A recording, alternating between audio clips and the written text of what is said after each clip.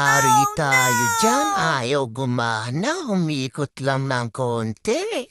Umagang kay ganda na naman mga kapisnet. Ngayong araw nga ay dumating na ang in-order natin na wall fan. Nasira na kasi ang dalawa nating ceiling fan. Walo nga pala ang in-order ko na wall fan. Ang gagawin ko nga pala dito ay i-connect ko to sa mga pisonet natin. Bali pag naghulog sila ng piso, automatic na rin na mag-open ang mga wall fan natin. At kung maubos na nga ang mga oras nila, ay automatic na rin na mamatay ang mga wall fan natin. Binuurin nyo hanggang dulo kung paano natin ito ikinabi. Medyo tipid na rin ito sa kuryente kasi sumasabay na ito sa mga pisonet natin. Hindi katulad dati na naka-open lang ang ceiling fan natin kahit na walang mga customer. Medyo naiinitan na din sila sa dalawa lang na ceiling fan. Kaya ang gagawin natin, lalagyan na natin ng 8 fan ang 8 computer natin. Hindi pa nga natin mapalagyan ng aircon dahil wala pa tayong budget. Kaya anyo kapag tumama sa loto, ipapalagyan natin yan ng aircon kahit na hindi tayo tumataya ng loto.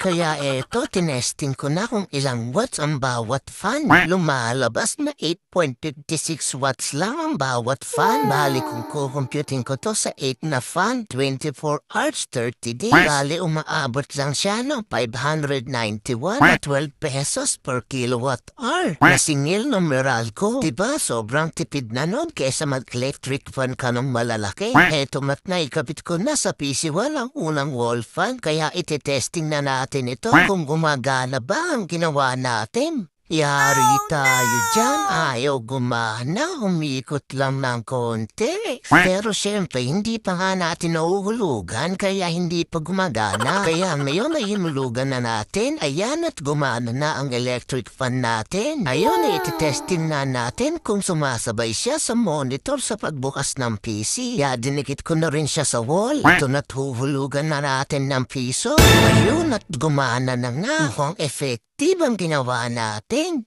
Teknolodya. At titignan din natin pag naubos na ang oras kung mamatay din ba ang electric fan. At ayun, sumabay na nga siya sa pagpatay. At sinunod na nga nating lagyan ng iba pang mga PC. Habang ginagawa ko nga yung ibang PC, ay inupuan na etong mga tapos na. Sa sarap ng upo, sitting pretty, lamig na lamig ang mga yan. At nung malapit na nga akong matapos, ay bigla namang dumating itong kaibigan nating Koreano para kang bida sa pelikula. Tapos na ang eksena tsaka kapadarating ang Tinder. At ngayon tapos na nga natin lagyan lahat ng PC at ayan, pinuno na nga nila kaagad, pinwestohan